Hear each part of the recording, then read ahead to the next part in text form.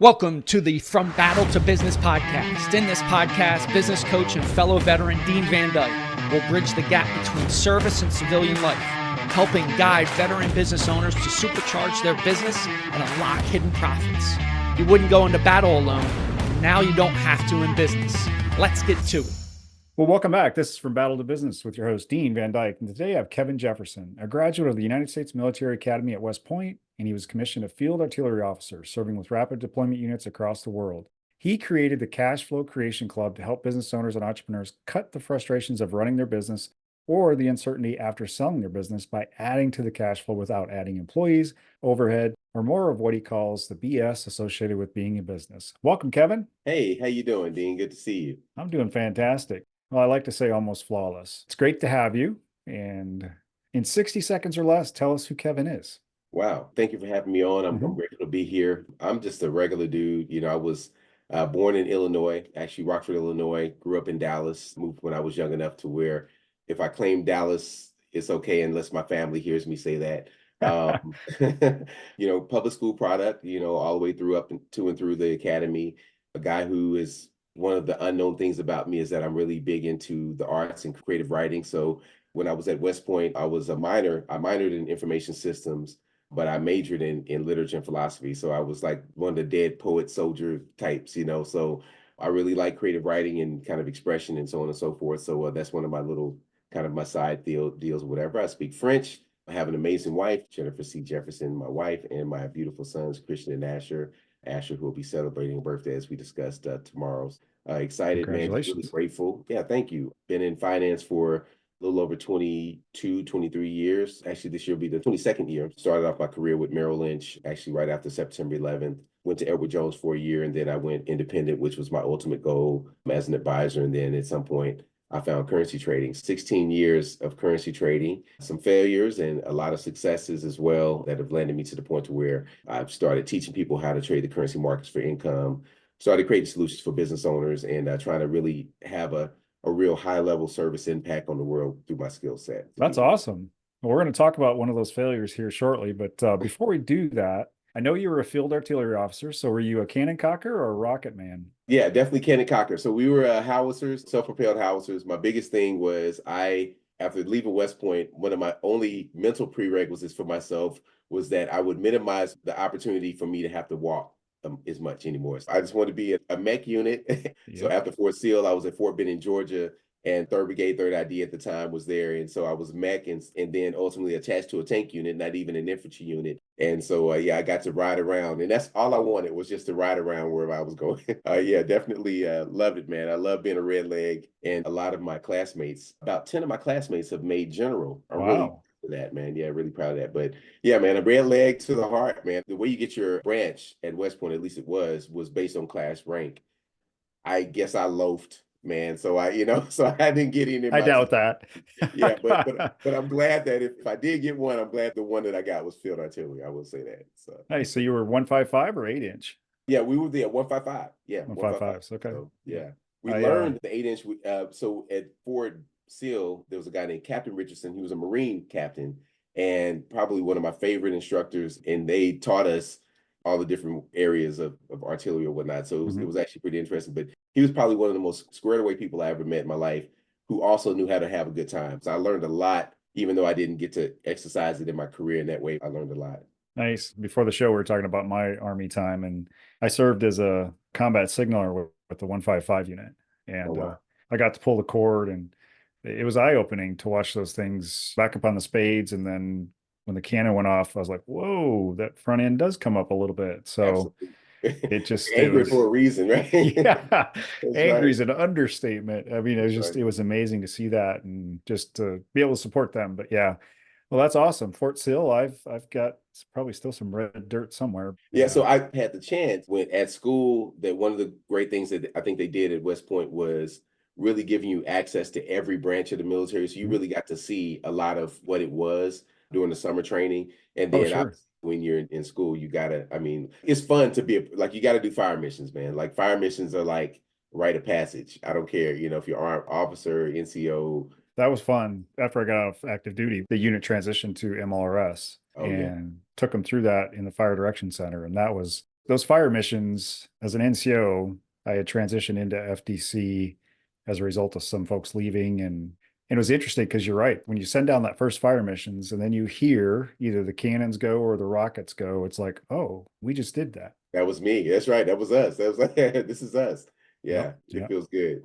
The only thing somebody at Ford, or we had Colts and we had people forward deployed, and so like the only other thing would have been to kind of see the rounds land, right? I think that's the only thing that's not gratifying is that you do all this work and then you got to get told about it, Yep. You got to Especially get if you're talking told. about MLRS. Yeah, Yeah, that's the unfortunate thing is you don't see where it lands, you don't see the impact, but you can definitely, depending on where the guns are and the launchers are, you could definitely feel it or hear it. no And doubt. but yeah, it's really cool. So, well, let's talk about this foreign exchange trading. Now, I know it involves buying and selling of currencies, and obviously the goal is to make a profit, right? It's like why you Right. buy stocks. But at the end of the day, tell us about trading currencies. It sounds complicated. Great question. I will say it's really not as complicated as it sounds for a couple of reasons. The first reason is I always go back to the analogy of anybody who's ever traveled abroad. Most of us who've traveled abroad, there's a good chance that we've already performed a currency trade. It just doesn't have the sexiness tied to it when you're talking about using it to make money or to kind of arbitrage between values. Here in Texas, obviously Mexico is the closest country, but where you are, let's say going to Canada, it's less prevalent there, but at some point, a person traveling to Canada will exchange some dollars for Canadian dollars. Mhm. Difference in the currency valuation provides an opportunity for one country or the other, or one holder or the other. And Mhm. so when you vacation, you exchange your currency for the country's currency that you're visiting. And then when you come back, you exchange the remainder of that currency for US dollars. And that's what's called a round turn in currency trading. And so that's what we're doing is basically our money is taking that digital trip every time we deploy it in the markets. What we're exploiting is the imbalances in value of one currency versus another. And so it's like where people are maybe more familiar. Let's say if you've got two tech stocks, right? And so one tech stock has a certain value and another one has another value. And based on what people know or believe about these stocks, people will bet on one versus the other. And Mhm. so, like, if I'm betting on one to go up, I'm simultaneously betting on the other to go down, at least for a small period of time. And so that shift in value over that time period is how you extract value from the currencies. It's always relative. I mean, I think that's one of the things that's different than the stock market is where, a stock can just have its own value and it's based on all the Mhm. factors that drive that value and it goes up and down accordingly. But currency, because it doesn't move very much, it's really pitted against another currency because for you to get out of your currency, you have to go into another one. It's actually just by definition, you have to have an exchange. And so Mhm. what you try to do is find the currencies that, one that's getting stronger, one that's getting weaker, and then you make decisions on either side of that. But the other thing is, I always tell people the biggest part about currency, essentially in a nutshell, that's what it is. You like your money's taking a trip. But what makes it work to the tune of being a $6+ trillion a day episode is that a currency only moves like by 1,000th of a percentage point. And so what you're Mhm. trading are like 5 decimal points to the right of a penny or a dime. And so what you use is leverage to get it to the point to where it's worth trading. That's where it's kind of like an options contract in one sense. It doesn't have an expiration date, but like options where you can control large amounts of stock with an option. It's kind of similar to that in Forex, is where you're controlling potentially large amounts of money with a small currency position. And because of leverage, it makes it more worthwhile. And so, where in the stock market, a dollar literally has to go up by 100% to become $2. In the Mhm. currency market, because of leverage, a dollar can literally operate as if it's $100, or in some cases, not in the US, but in some cases, even $1,000. If you have a dollar that has the buying power of $100, now all it has to do is go up by 1% to produce the same effect as a dollar going up by 100%. Some of those efficiencies that you can exploit to kind of drive more returns off of it and having to be in the penny stock market is, nothing wrong with that. But I'm just saying, like, to where you can have something that's actionable on a regular basis without having to do a lot of research, you can really kind of extract that from the currency market.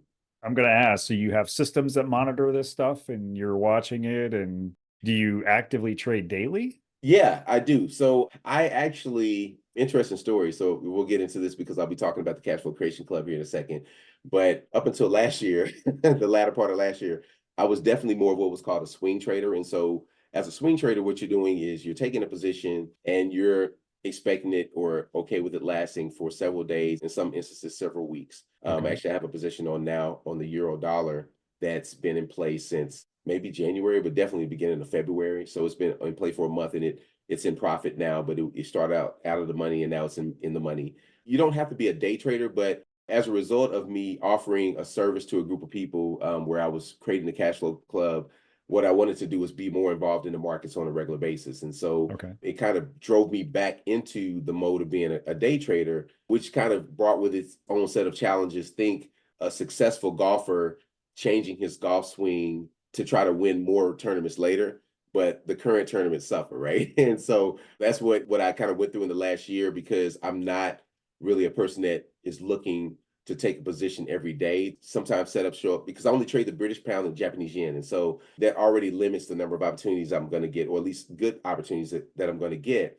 As a day trader, what you kind of run up against is the psychological tendency to start making things happen. Kind of one of the challenges with, being showing up and looking to drive returns on a daily basis is that you can maybe force some things. And so I've kind of gotten to that because I was, like you say, the program, which we'll talk about, I needed to try to find a way to where I could consistently win and fail enough to where I'd had enough numbers to say, okay, I have the ability to kind of project where we're going to be at some point in the future based on the historical numbers. And so I had to drive more data to get more, which means more iterations, which means more time. And I made a shift over the last year just in the interest of trying to serve more people in a certain way. But generally speaking, I would say, man, I'm still only at the charts. Really, I only have to be there a couple hours a day. What you're doing, because your day trading is always on your mind. And so at some point you're kind of checking throughout the day, and it becomes like a part of your life. It's like your own personal social media, right? So like, instead of me being on Instagram, I'm checking the charts to see what's going on over in the markets. And so it can be day traderish or it can be swing traderish, but people find success in different ways. As it relates. Nice. Yeah. Well, I wouldn't be checking the charts next week while you're out on that cruise, but Yeah, no doubt, right? Yeah, I'm getting it all out of my system, so I can shut. I would definitely be doing that. Happy wife, happy life, they say. Absolutely. That's right. All right, so let's jump into the Cash Flow Creation Club. I'd love to hear about that and what led you to that, and then where are you at now with it? The Cash Flow Creation Club is actually a vertical that I created last year in 2023 to help more business owners and entrepreneurs gain what's called or asymmetrical cash flow from their business, right? And so I was of the mind that, and actually a good friend of mine came to me and he had kind of an issue with his business clients were getting access to capital, but a lot of them didn't have really solid businesses or businesses that were driving a lot of revenue. And so like if you get $250,000 for your business, but you don't know how to deploy it, in my opinion, all you've done is create a bill for yourself. So we were like, okay, how do you take a portion of what people have, whether it's income or loans or whatever it is, and deploy it in a way to where they can start producing income even before their business is doing a certain thing. And so in my mind, I saw it even further than that, to where if a business is making, let's say a business is netting $100,000 a year in profits, and if they could take 10 of those thousand and replicate maybe $30,000 to $40,000 a year in income, but do it in a way that doesn't have to be derived from the business. So that's why I say without adding employees, overhead, or more of the BS associated with being in business, because a lot of times a business owner struggles to take a small portion of his profits and make an asymmetrical impact in his business. It normally means scaling up to the point to where you create a larger obligation for yourself because you have to get more space, or you have to get more inventory, or you have to get more people, which, people are the most expensive, one of the most expensive aspects of having a business. And so it's very difficult to scale up with your resources in a lot of cases without making a major commitment. And so the Cash Flow Creation Club was really built to say, okay, with a portion of what you're already doing, what we can do is leverage that into a cash flow system that maybe creates 5, 6, 7 figures a year for you, that supplements what you've already got going on as a business. We had been trading with people with their own money before, but with the advent and the kind of the explosion of prop firms, and I've been trading with prop firms for years personally, they kind of gave people access to a larger sum of capital, which allows them to actually have bigger outcomes, on the backside. So now a person, instead of having to have $100,000 in their own account, they can literally go and get $100,000 of another firm's money that's in the business of giving you their money to trade, and you can create the same result at a fraction of the cost. And so that's what the Cash Flow Creation Club was built to do, was to kind of create an efficiency for business owners to where they could actually add to their income, even as they're doing things with their business, if that makes sense. Yeah, so they're basically adding another income stream, Absolutely. The a bottom revenue line. stream, however you want to look at it. Right. Nice. I just chose Forex to be the vehicle. That's all. Nothing wrong with that. So to get started in this field, what obviously a very strong financial background, Merrill Lynch, Mr. Edward Jones, sorry, I don't want to. Right. They're really funny But about that. you had that strong financial background, and I know people get into day trading without any knowledge of it, but somebody new that's interested in Forex trading, how do they get started? A new person, I would heavily recommend that you just go find free resources first, not necessarily YouTube, because YouTube can be gimmicky. I mean, you can just be careful, right? I mean, go to YouTube and kind of do your own work. But a website that I really love, and I've loved it for at least 14 of the 16 years I've been trading, is babypips.com, Okay. babypips.com. And they actually have a system like from preschool, kindergarten, all the way up through graduation, to where they take you step by step about what the currency market is. I haven't found very much that is more comprehensive for a beginner than babypips.com. So I think that's a great place for a person to start, to kind of get their feet wet about what the market is and how it works. And then at some point you'll get interested in certain things. And then I definitely recommend, you've got to have mentorship, right? Because it's not the kind of field to where you can learn on your own. I did a lot of work on my own, but I ultimately got mentorship, which kind of catapulted me to a level of success to where I could actually do trading full time. And that was the only thing I've been doing for the last 14 out of the last 16 years. But that was literally after 2 years of struggling. And one of my childhood friends who I grew up playing soccer with told me about a gentleman who could teach me about kind of the institutional side of the market. When I went and, I paid, several $1,000s to fly out to Florida and spend time a week with this guy, he just really he added to what I saw and really gave me the answers to a lot of the questions that I had. Okay. And so he definitely fast tracked my trading, probably by 3 to 5 years, because he just helped me look past a lot of the potholes that I didn't know were there. Well, I sensed were there, but I didn't know how to identify them. So I think once you get interested, you think, hey, this is something I want to do. You definitely want to go and find a mentor that kind of aligns with you, vibrationally, and says, okay, I can learn from this person, and let them get you there. Because now there are a lot of tools that weren't there when I started. That can be good, it can be bad, but people are interested in it now. And so I've seen a lot of people who are successful at trading that 5 years ago, there weren't that many people, what I've known. And so just go tag up with somebody and let them answer your questions. And most people who are successful, from what I've experienced, they don't have a problem, having conversations with you on the front end and just kind of really sharing about the journey, because it's not something to take lightly. It's a real career, it's a real profession, it's a real thing. Something that, if you take it on full time, which I'm not recommending even taking it on full time, it can be completely supplemental income. Like, I think it needs to be seen in that view, like where people go into this comparison between, should I work for corporate or should I have my own business? Like, do both if you can, to the point to where you can do it full time. So it's the same thing as with currency trading. It's just another business that can give you asymmetrical outcomes, but you've got to put the work in on the front side first. And that starts with getting a baseline understanding for free. And then at some point, if you decide you want to do it, get mentorship. That makes a lot of sense. And so you talked about pitfalls, and I'm going to speculate you probably didn't miss all of them. So tell us about, and you mentioned it earlier, what you've probably had a failure or two, but tell us about one of the failures and what you learned from that. Sure.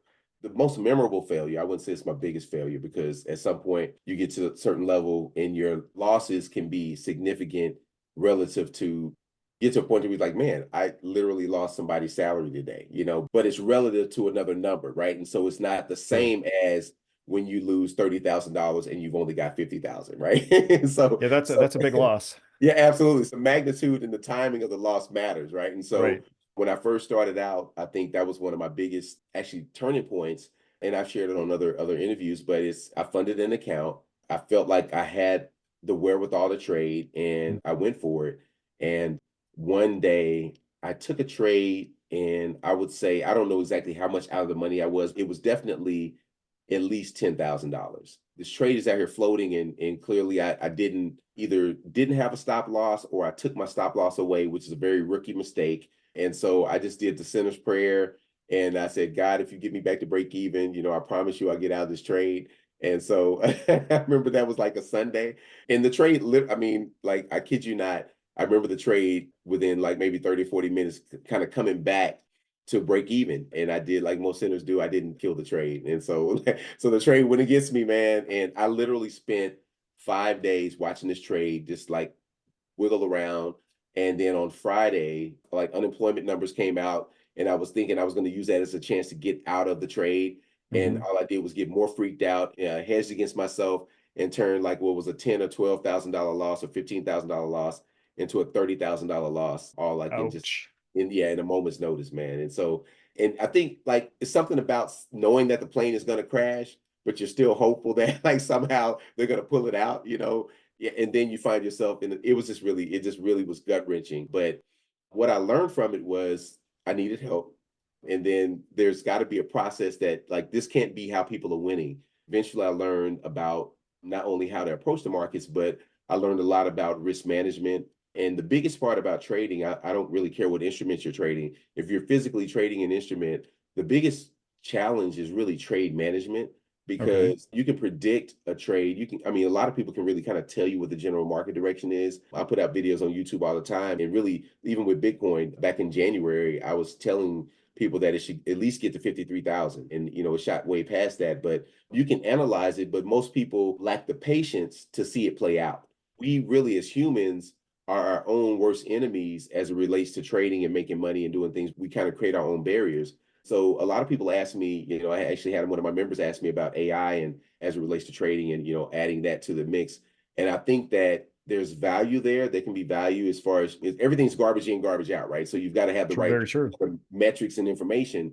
And I haven't found very many people who have the right metrics and information. So if you're using AI or robots or whatever you're doing from a trading standpoint, I still find that it's something that you have to have like a pilot in the cockpit still, right? You got, of course, the plane is flying itself. You absolutely cannot abandon the plane. And so that's the same thing with when you're talking about technology. It can be there to help you interpret the data a little bit more clearly. But ultimately, I'm a big fan and I'm a major advocate of you actually taking what are called discretionary trades, where you're actually physically taking the trade yourself. Okay. Because, a lot of times you get false signals and you can trigger off a number of trades that are false trades. And if you're managing your risk properly, it won't kill you, but it can destroy your account. And so I'm like, yeah, I'm a fan of AI and technology as it relates to reading the markets, scanning the markets. That keeps me off the computers longer. So I do have some signal services that, some different people that I've been dealing with for years, and I subscribe to because they've done the work on the IT side. So I'll look at their, what they have. And I still will, you find yourself still butting it up against what works, right? And so it's like, Right. it's always just another filter to say, okay, I'm thinking about this the right way, and I think if people really kind of like the job versus, entrepreneurship conversation, if people really found the ability to have a more holistic approach to things and say, okay, we can use technology to a point, but we still have to know what that means, right? And we still Right. have to know what button to push in the airplane. So I think that it's getting easier to trade nowadays than it was even when I started 16 years ago, because you have more things there to help you kind of decipher what the market is doing. Yeah, that makes a lot of sense. I think, one of the things I was talking to a prospective client last week, and one of the comments he made is, well, I think I need to automate my external sales team. And I said, well, that's great that you want to use technology, but if you truly don't know what the root cause is, all you're going to do is just make your mistakes that much quicker. So if you take your eye off the wheel as you're trading, or if I hope no pilot has ever went to sleep on autopilot, but if you do Well, something like that, we'll never know. you're right, we'll never know. I agree. AI is probably a great tool, but just, you can't let that dictate what you're doing. Right. And I'm with you on that one. It's an interesting concept, right? To kind of take your hand off the wheel, but I think I absolutely agree with you. I don't own a Tesla, but if I did, I don't think I'd take my hand off the wheel to allow that technology to drive for me. I'm with you. I'm with you. There's something about it. It's like, humans got to have a place somewhere, right? I mean, there's an intuition. So, There is. And, you're 16 years, well, actually, you have more years than that in the financial industry. So that alone is so worthy of, you don't want to forget that, right? You don't want to not use that. So that makes a lot of sense. So tell me about the three most influential people that's impacted your life. Wow. Great question. Wow, you slipped that one in on me. I don't think I was ready for that one. Definitely my father. He Mhm. passed away in 2015, but he was Mhm. definitely one of the most influential figures in my life. I would say, I don't think I thought about this, but so my wife and I, we went to the same high school, but not at the same time. So she's Okay. me. Our boys, they had a academic competition that took place at our alma mater last weekend. And so this was our first time both being at the school again. And so we kind of had some reminiscing. They actually still had photos up. I used to be in the marching band, so they still had photos up of us and different things, Nice. which was kind of cool. Yeah, my kids they were like, "You look exactly the same." I'm like, "Thank you. You don't have to make Dad happy." but but we did the thing at the school, and so we were kind of reminiscing on like what that school meant to us. And Mhm. so there was a teacher by the name of Sophie Reddit who they had clusters at our school. So like clusters are like a major for a college, right? So Sure. our school, so I was in the science cluster because at one point I wanted to be a doctor.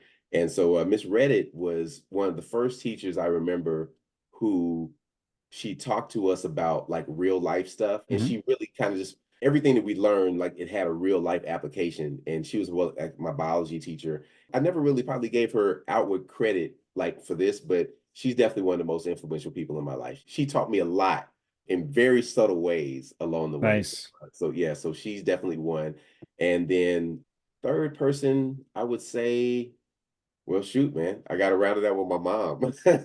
My mom lives with me now. So when my dad passed, with my wonderful wife, who was then my girlfriend, she agreed to the house we were renting close by when my dad was dealing with cancer. Didn't renew. We didn't, we kind of came back, took over the house, and paid it off and everything for my mom. And so we're all living at childhood home, which is kind of cool. Nice. That's really cool. Really cool deal. So living with my mom though, as a grown man, just definitely had a different feeling. Like I realized how much of her that like a lot of the parts of her that I was resisting, I've really internalized.